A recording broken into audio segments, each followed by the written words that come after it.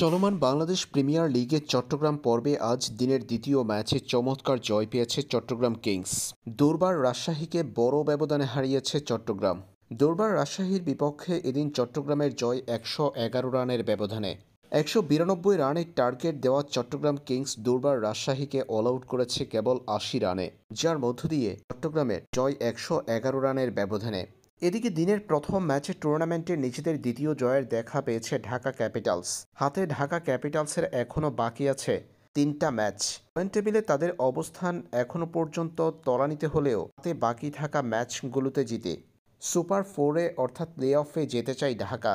সুযোগ আছে শীর্ষ ৬ দলের। সবার উপরে রংপুর রাইডার্স প্লে অফ নিশ্চিত হয়েছে তাদের। চট্টগ্রামের জয়ে বড় দুঃসংবাদ পেয়েছে বরিশাল। এর আগে চট্টগ্রামের উপরে ছিল তারা পয়েন্ট টেবিলে, তবে রাজশাহীকে চট্টগ্রাম হারানোয় বর্তমানে পয়েন্ট টেবিলে দ্বিতীয় স্থানে উঠে গেছে চট্টগ্রাম কিংস। ৫ ম্যাচ শেষে ১০ পয়েন্ট অর্জন চট্টগ্রামের। ৩ নম্বর পজিশনে আছে ফরচুন বরিশাল। শীর্ষ ৪ নম্বর পজিশনে আছে খুলনা টাইগার্স, তাদের অর্জন ৬ পয়েন্ট। রাজশাহী ও ঢাকারও রয়েছে এখনও পর্যন্ত প্লে অফ খেলার সম্ভাবনা। তাই হাতে বাকি থাকা ম্যাচগুলো রংপুর ছাড়া অন্য দলগুলোর জন্য মহা গুরুত্বপূর্ণ বটে।